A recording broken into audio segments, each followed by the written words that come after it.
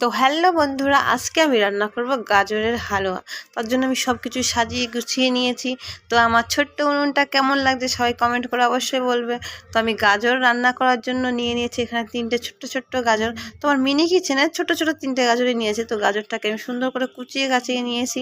নেওয়ার পরে আমার যে উনুন আছে উনুনে আমি কাঠও দিয়ে দিয়েছি, দিয়ে কাঠটাকে সুন্দর করে ধরিয়ে দিয়েছি। আর এই ছোটো ছোটো ছোট্ট উনুনে রান্না করতে না সত্যি খুবই ভালো লাগে, কি বলবো, ভীষণ ভালো লাগে। তো ওই যে আমার মাটির কড়াই আছে, মাটির কড়াইটাও আমি সুন্দর করে বসিয়ে দিয়েছি। বসিয়ে দিয়ে ওতে যে ওই উনুনটা মানে উনুনটা তো এত সুন্দর জ্বলছে, কড়াইটাও খুব সুন্দর গরম হয়ে গেছে। তো আমি তার জন্য দুধটাকে ঢেলে দিয়েছি।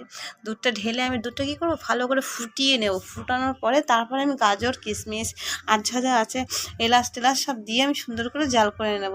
তো আমাদের এখানে কী হয়ে জানেন তো, আমাদের এখানে জল ভেরি, চারদিকে শুধু জলই, আর এখানে মাটিটাও সুন্দর পাওয়া যায়। তার জন্য এরকম ছোটো ছোটো উনুন করতেও বেশ ভালো লাগে। তো কোনো দিন আপনাদের যদি ভালো লাগে মনে হয় তো বলবেন, অবশ্যই আমি ওই মাটি তুলে ছোট্ট উনুন কটা অবশ্যই তৈরি করে দেখাবো।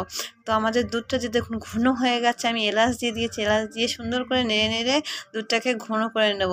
আর জালটা কত সুন্দর জ্বলছে তাই দেখুন।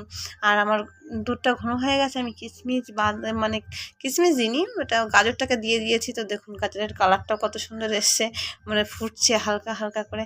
আর জালটা কত সুন্দর জ্বলছে তাই একবার দেখুন, খুব সুন্দর জাল জ্বলছে। আর সত্যি জালটা এত সুন্দর জ্বলে, আমার রান্না করতে বেশ ভালো লাগে। তো কিশমিশ আর বাদামটা আমি ওকে দিয়ে দিয়েছি, দিয়ে ওটা হালকা হালকা করে রান্না করে নেব। রান্না করে ওটাকে সুন্দর করে একটু ঘন করে নেব, নিয়ে ওর কালারটাও দেখবে চেঞ্জ হয়ে যাবে। যখন গাজরের হালুয়াটা হয়ে যাবে তখন আস্তে আস্তে চেঞ্জ হয়ে যাবে। তো আমি চিনি দিয়ে দিয়েছি, দিয়ে যে দেখুন আস্তে আস্তে কেমন কালারটা পরিবর্তন হয়ে যাচ্ছে। তো আমার ফাইনালি আমার গাজরের হালুয়া হয়ে গেছে, রেডি হয়ে গেছে। তো আমি এখন আমাদের যে মাটির সরা আছে, ওই সরাতে আমি একটা ছোট্ট একটা কলার পাতা কেটে সুন্দর করে ওতে দিয়ে আমার হালুয়াটাকে সুন্দর করে সাজিয়ে নিচ্ছি। তো দেখো, আমার ভিডিও যদি সত্যি ভালো লাগে তো আমার চ্যানেলটাকে সাবস্ক্রাইব করবেন, লাইক করবেন, আর অবশ্যই অবশ্যই কমেন্ট করে জানাবেন। সবাই ভালো থাকবেন, সুস্থ থাকবেন।